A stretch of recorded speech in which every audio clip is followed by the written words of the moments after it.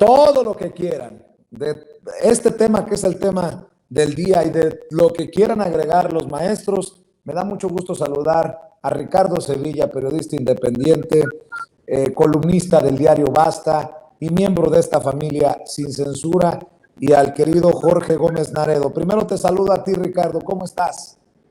Querido Vicente, público memorioso, muy bien, muchas gracias, ya de regreso aquí en la Ciudad de México, un gusto y un placer también coincidir con Jorge Gómez Naredo, un abrazo. Claro que sí, y saludo, ya lo escuchaba usted, a Jorge Gómez Naredo, coordinador del periódico Regeneración, analista político, colaborador de la revista Polemón MX y miembro también de esta familia, de estas mesas de diálogo sin censura. Querido Jorge, buenas noches. Hola, querido Vicente. No, pues encantado de estar aquí contigo y con el buen Ricardo. Pues déjenme preguntarles así, ¿cómo ven este día tan movidito? Mi querido Ricardo, ¿tú también consideras histórico esto que estamos viendo? A ver, no, ha pasado y no ha pasado nada. Pero déjenme explicarme.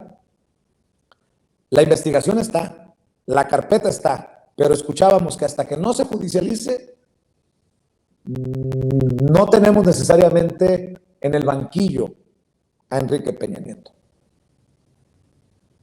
Pero si no hubiera llegado Andrés Manuel López, fíjense lo que voy a decir, si no hubiera llegado Andrés Manuel López Obrador a la presidencia, si no se hubiera echado a andar la cuarta transformación, la neta, Ricardo, con Anaya, con mí, con el Bronco, hubiéramos estado ante esta esperanza de que estos expresidentes paguen las que deben, mi querido Ricardo.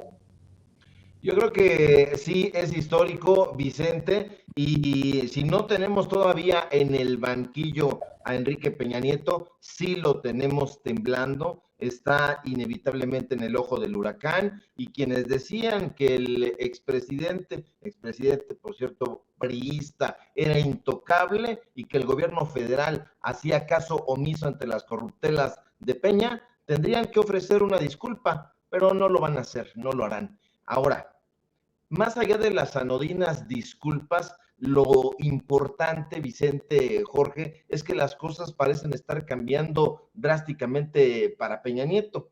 Y es que en la mañana, como tú ya bien glosaste, Pablo Gómez, que es el nuevo titular de la unidad de inteligencia financiera, que hasta este momento se había conducido, yo lo había criticado también bastante, con una cautela que rozaba la desidia, compareció con fuerza en la conferencia mañanera. Pablo Gómez no se anduvo con rodeos, casi nunca lo hace, es muy directo.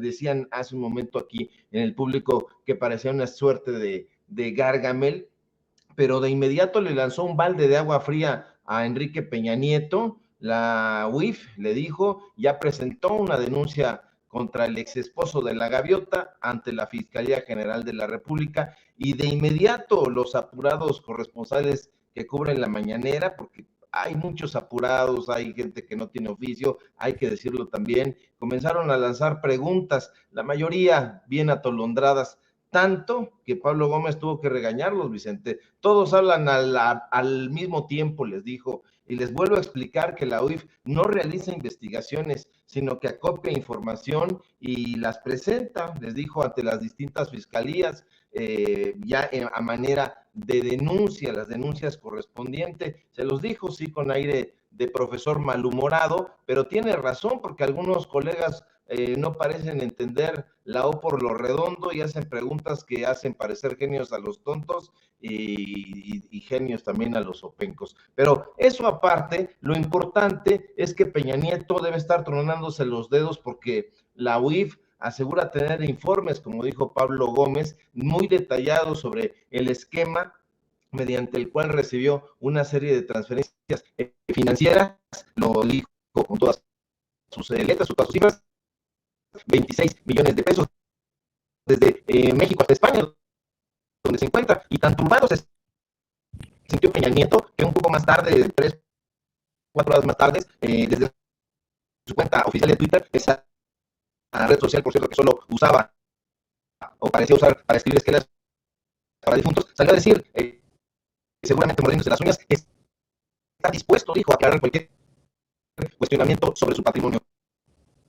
Por cierto que en los mentidores políticos que hay alrededor de Palacio Nacional, Vicente, ya hay quienes aseguran que en esas habituales jugadas de ajedrez político podrían exonerar a Peña.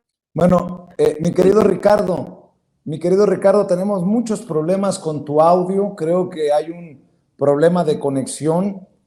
Todo parece indicar que es tu conexión, mi querido Ricardo. Es el reporte que me da el equipo de producción. Ojalá que nos puedas ayudar, querido maestro Ricardo Sevilla, para reconectarnos. Voy con Jorge Gómez Naredo, porque tengo además una sorpresa, mi querido Jorge, un as bajo la manga en esta cobertura. Pero primero voy contigo, mi querido Jorge, mientras reconectamos a Ricardo Sevilla. ¿Cómo ves este bombazo noticioso? Sí, querido Vicente, pues sí, en realidad fue un verdadero bombazo. Yo creo que se vinieron abajo todas estas hipótesis, estos mitos, estas argumentaciones muy absurdas, donde se hablaba, como bien mencionaba Ricardo Sevilla, de un supuesto pacto entre el PRI y el gobierno de Andrés Manuel López Obrador, y especialmente un pacto entre Enrique Peña Nieto y la actual administración o la 4T, pacto donde supuestamente se había establecido una especie de yo no te voy a hacer daño y tú continúa como estás, ¿no? Es decir, un pacto de impunidad. Creo que queda demostrado que ese pacto no existe.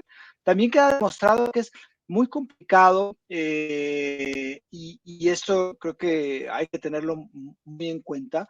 Son corruptos, más no necesariamente son tontos, no son estúpidos. Entonces, muchas de estos actos de corrupción pues se cubrieron de formas muy complejas, donde a veces es muy complicado establecer estas investigaciones para una, que se realicen las investigaciones, dos, después que lleguen estas investigaciones hacia la fiscalía y después que un juez las dictamine y que llegue a no existir la impunidad. Entonces me parece que el trabajo, lo que hoy anunció Pablo Gómez de la denuncia que se había hecho por irregularidades, por cosas que saltaron en cuanto a las transferencias a Enrique Peña Nieto, pues me parece que nos habla de que ya hay algo muy armado que puede tener un camino hacia el encarcelamiento o hacia un juicio contra Enrique Peña Nieto.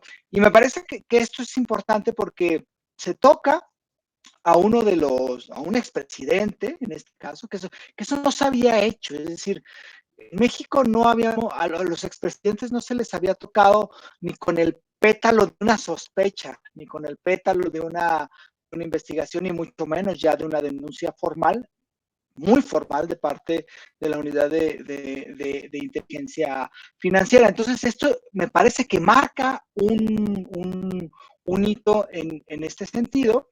Y bueno, además de romper esta cuestión del pacto, pues se ve que este gobierno no hay intocables en este gobierno. También hay otra de las cuestiones que es importante, me parece señalar, no es una cacería, como se mencionaba, como incluso lo mencionó el propio Andrés Manuel, como estas cacerías muy clásicas de los gobiernos priistas para una cuestión de justificación o una cuestión de legitimación, como sucedió el caso más emblemático de esta cacería, pues fue el de el líder petrolero, La Quina, con el gobierno de Carlos Salinas de Gortari, ¿no? Esta es una investigación que se está realizando y el caso de Enrique Peña Nieto. Ahora, también sorprende las cifras que dio Pablo Gómez, ¿no? Porque hablaba de unos 20 millones en el caso de las transferencias que hicieron Enrique Peña Nieto, pero los recursos de las empresas ligadas con Enrique Peña Nieto eran ganancias y transferencias más de 10,000 millones de pesos. Es decir, son cantidades bastante grandes que se dieron en pocos años y donde la administración de Peña Nieto ejercía como presidente. Y lo mencionó bien Pablo Gómez. No sabemos si hubo alguna influencia de parte del gobierno para que estas empresas tuvieran estos ingresos, pero pues eso se tendría que investigar, y si es como un caso muy típico de la corrupción. O sea, indigna, por ejemplo, mucho, o ha indignado mucho estos sueldos, ¿no? Los sueldos que reciben los funcionarios, 100,000, 200,000 pesos, incluso los de la Suprema Corte, que son indignantes, 400,000, medio millón de pesos, pero el tamaño de la corrupción en este tipo de triangulaciones, en este tipo de esquemas, pues ahí es donde está realmente ese gran saqueo que ha habido en el caso mexicano, y que durante muchos años, especialmente en los gobiernos neoliberales, fue verdaderamente grotesco, ¿no? Entonces, me parece que hoy es un día muy importante en esta administración. Mi querido Ricardo Sevilla, le he dicho a Jorge Gómez Naredo, ahora que te desconectaste, que tengo un as bajo la manga.